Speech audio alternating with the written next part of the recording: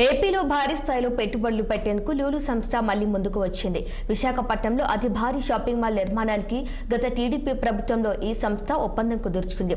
అప్పట్లో 2200 కోట్ల పెట్టుబడితో విశాఖలో నిర్మించాలని తలపెట్టిన అంతర్జాతీయ convention centre mega shopping mall వల్ల 7000 మందికి ఉపాధి లభిస్తుందని నాటి ఒప్పందంలో పేర్కొన్నారు. దాంతో ఆ కంపెనీకి అప్పటి టీడీపీ ప్రభుత్వం 13.83 ఎకరాల స్థలాన్ని లీజుకిచ్చింది. ఇక 2019లో అధికారంలోకి వచ్చిన జగన్ ప్రభుత్వం విశాఖలో లూలు సంస్థకు ఇచ్చిన భూములు లీజ్ను రద్దు చేసేసింది.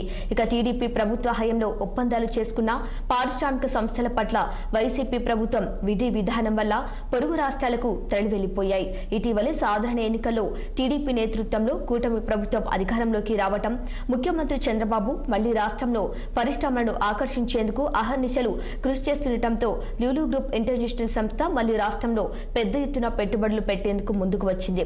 ఇక విశాఖపట్నంలో ఇంతకుముందు టీడీపీ ప్రభుత్వ హయాంలో ప్రతిపాదించిన మెగా షాపింగ్ మాల్తో పాటు మల్టీప్లెక్స్, హైపర్ మార్కెట్ల ఏర్పాటు, విజయవాడ, తిరుపతి నగరాల్లో మల్టీప్లెక్స్ల నిర్మాణం, మరోవైపు ఫుడ్ ప్రాసెసింగ్ రంగంలోనూ పెద్ద ఎత్తున పెట్టుబడులు పెట్టేందుకు ప్రణాళికలు సిద్ధం చేసుకుంది.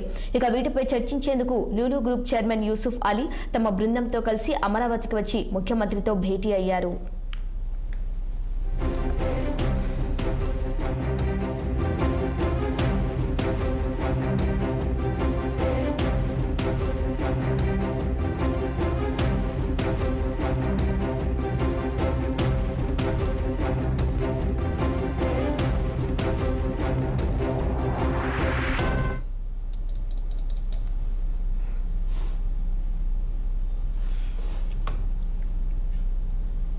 కూల్చివేత నేపథ్యంలో